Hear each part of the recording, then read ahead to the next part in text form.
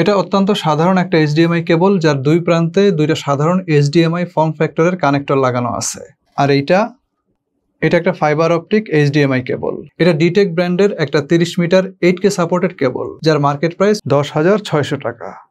এর HDMI version হচ্ছে 2.1, যার দুই প্রান্তে আছে দুইটা HDMI port with built in media converter বা অপটিক্যাল ট্রান্সমিটার। ডাটা পরিবহনের জন্য মাঝখানের এই জায়গাতে আছে কপার কেবলের পাশাপাশি 4 কোরের ফাইবার অপটিক কেবল। যাই হোক, আজকে কিন্তু কথা হবে অপটিক্যাল HDMI কেবলের আদ্যপান্ত নিয়ে। কনভেনশনাল কেবলগুলোর সঙ্গে এই ধরনের কেবলগুলোর গঠনগত কি পার্থক্য থাকে, এবং আমরা জানি যে প্রযুক্তিগত যখন কোনো জিনিসে কোনো এনহ্যান্সমেন্ট আসে তখন কিছু সুযোগ সুবিধা অ্যাড হয়, আবার কিছু সুযোগ সুবিধা সেখান থেকে চলে যায়, এবং ব্যবহারিক দিকেও কিছু পরিবর্তন আসে। এই সমস্ত বিষয়গুলোই আজকের ভিডিওতে আমরা বোঝার চেষ্টা করব। সেই সঙ্গে আমার কাছে যে কেবলটা আছে এটার সঙ্গে আপনাদেরকে পরিচয় করায় দিব। ডিটেকটা ব্র্যান্ড হিসেবে কেমন, একটা অপটিক্যাল HDMI কেবল হিসাবে এই ডিটেক ব্র্যান্ডের কেবলটা কতটুকু অর্থিত, এই কেবলে ব্যবহার করা ফাইবার অপটিক টেকনোলজি এবং তার কার্যপ্রণালী এবং ব্যবহারিক দিক সবকিছুই আজকের ভিডিওতে বিস্তারিত ব্যাখ্যা করা হবে। সাথে আছে আমি মাজহারুল ইসলাম, এবং আপনারা দেখছেন টিএসপি মানে হচ্ছে টোটাল সলিউশন প্লাস।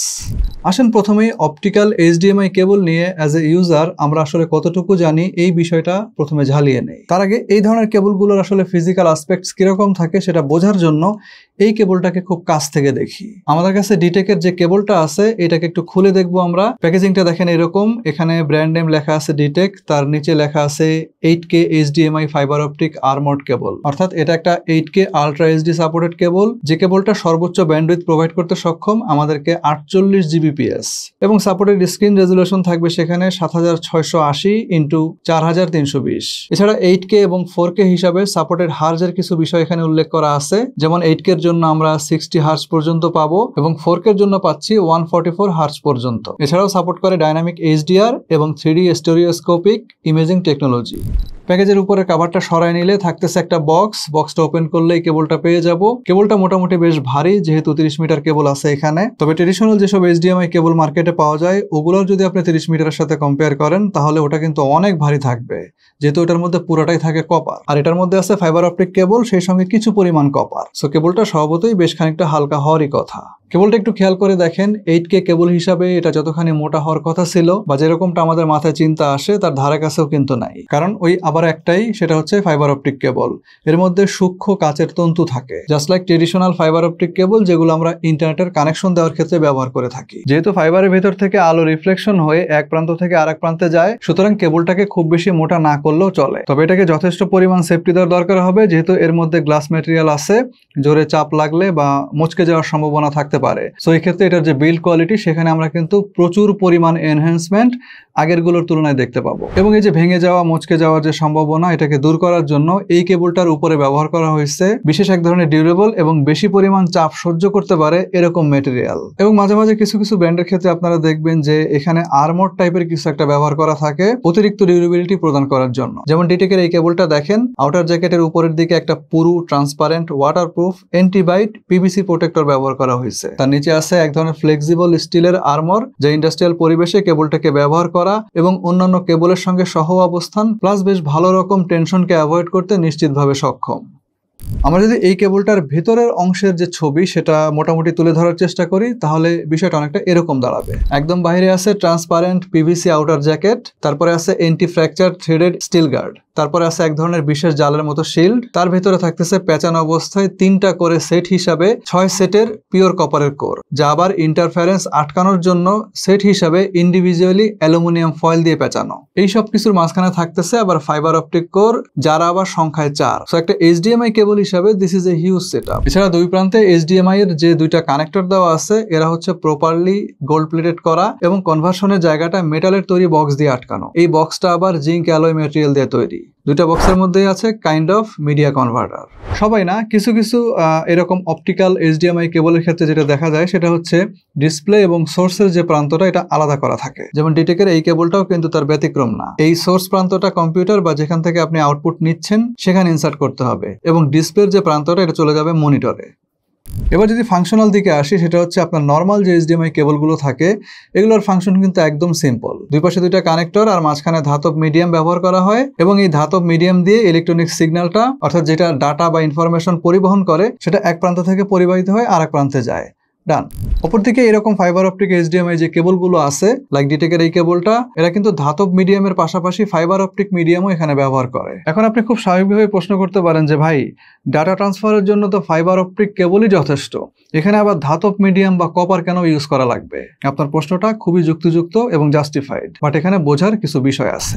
প্রথমত দেখেন যে ডাটা বা ইনফরমেশন পরিবহন করার জন্য এই কেবলের মধ্যে ফাইবার অপটিক মিডিয়াম ব্যবহার করা হয়েছে, যেখান দিয়ে আলো প্রতিফলিত হয়ে ডাটাগুলো এই কেবলটার এক প্রান্ত থেকে আরেক প্রান্তে যায়। আলোক সিগন্যালকে ট্রান্সমিট এবং রিসিভ করার জন্য দুই প্রান্তে আবার দুইটা মিডিয়া কনভার্টার আছে। এই দুইটা মিডিয়া কনভার্টারের কাজ হচ্ছে, আমি যদি একটা ডেস্কটপ পিসির উদাহরণ দিয়ে বলি তাহলে জিনিসটা এরকম দাঁড়াবে। কম্পিউটারের মাদারবোর্ড অথবা গ্রাফিক্স কার্ডের HDMI পোর্ট হচ্ছে সোর্স এন্ড। এখান থেকে যে সিগন্যালটা বের হবে সেটা ইলেকট্রনিক সিগন্যাল হিসেবে এই কেবলের মধ্যে প্রবেশ করবে এবং এটার যে প্রথম যে কনভার্সন অংশটা আছে সোর্স এন্ডে, এখানে এসে সেই ইলেকট্রনিক সিগন্যালটা আলোক সিগন্যালে পরিণত হবে। পরে সেই আলোক সিগন্যালটা ফাইবার অপটিক কেবল হয়ে অপর প্রান্তে যেটা ডিসপ্লে এন্ড আছে সেখানে গিয়ে পৌঁছাবে। আর ডিসপ্লের যে এন্ডটা সেটা লাগানো আছে মনিটরে। এই ডিসপ্লে এন্ডে এসে আবার সেই আলোক সিগন্যালটা ইলেকট্রনিক সিগন্যালে পরিণত হবে এবং HDMI পোর্ট হয়ে সেটা মনিটরের ভিতরে প্রবেশ করবে। এখন আমরা জানি যে 8K এবং 4K এই ধরনের ভিডিওগুলো ট্রান্সমিশন করতে গেলে কিন্তু বিশাল পরিমাণ ব্যান্ডউইথ লাগে, যেটা কিনা অ্যাকচুয়ালি ফাইবার অপটিক কেবলের মাধ্যমে ফুলফিল করা সম্ভব। অর্থাৎ এর মধ্যে যে ফাইবার অপটিক মিডিয়া আছে সেটার মাধ্যমে ফুলফিল করা সম্ভব। আর যেহেতু বিষয়টা লাইট স্পিডে হইতেছে, তো সেটাকে যদি অনেক বেশি ডিস্টেন্সও কভার করা লাগবে, তারপরেও সেখানে ল্যাটেন্সি থাকবে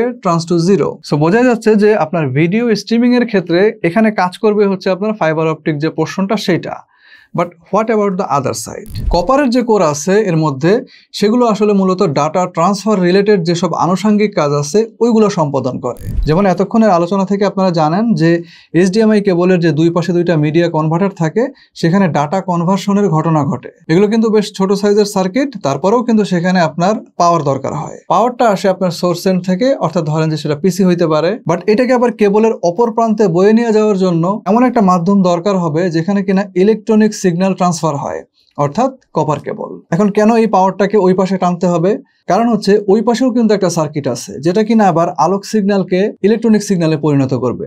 তাহলে ওই সার্কিটটা কিভাবে চলবে? সোর্স থেকে যে ইলেকট্রিসিটিটা আসবে সেটাই ট্রান্সফার হয়ে তখন ডিসপ্লে এন্ডে যাবে এবং ডিসপ্লে এন্ডের যে কনভার্সন সেটাকে কমপ্লিট করবে। আমাদের ফাইবার অপটিক কেবল দিয়ে শুধুমাত্র আলো পাস হবে, এখান থেকে ইলেকট্রিসিটি যাওয়ার কোনো পদ্ধতি নাই। সো কপার কেবল ছাড়া আসলে ইলেকট্রিক্যাল টু অপটিক্যাল অথবা অপটিক্যাল টু ইলেকট্রিক্যাল এই যে কনভার্সনের যে প্রসেসটা এবং ওই প্রসেস করার জন্য যে সার্কিট এখানে দেওয়া আছে, এগুলোকে আসলে চালু রাখা সম্ভব না। দ্বিতীয়ত, এই ধরনের যে HDMI কেবলগুলো আছে এগুলো কিছু লো ব্যান্ডউইথের কাজ করে, যেগুলো কিনা তারা এই কপার কেবলের মাধ্যমে সম্পাদন করে। লাইক স্ক্রিনের যে রেজুলেশন, অর্থাৎ পিসি থেকে স্ক্রিন রেজুলেশনের যে কমিউনিকেশনটা, তারপর ধরেন যে মনিটরের যে পোর্ট আছে সেই পোর্টের সঙ্গে পিসির পোর্টের যে কম্প্যাটিবিলিটি, এই বিষয়গুলো নিয়ে মূলত সোর্স তার সঙ্গে অ্যাটাচ হওয়া যে ডিসপ্লে আছে তার সাথে কমিউনিকেশন মেনটেন করে। অর্থাৎ সোজা বাংলায় বললে সোর্সকে এমন একটা ইনফরমেশন দেওয়া যে তোমার সাথে যে ডিসপ্লেটা কানেক্টেড হয়েছে তার স্ট্যাটাস হচ্ছে অনেকটা এরকম। এই যে লো ব্যান্ডউইথের ইনফরমেশনটা, এটাই মূলত আসলে কপার কেবল দ্বারা ট্রান্সফার হয়। দেন আরেকটা বিষয় আছে, সেটা হচ্ছে ARC অর্থাৎ অডিও রিটার্ন চ্যানেল। এই হিসাবেও কিন্তু কাজ করার জন্য কপার কেবল ব্যবহৃত হয়। এটাও একটা লো ব্যান্ডউইথের কাজ এবং এরকম আরো কিছু কাজ আছে যেগুলো কিনা সম্পাদন করার জন্য এই কপার কেবলটা HDMI কেবলের মধ্যে থাকতে হয়।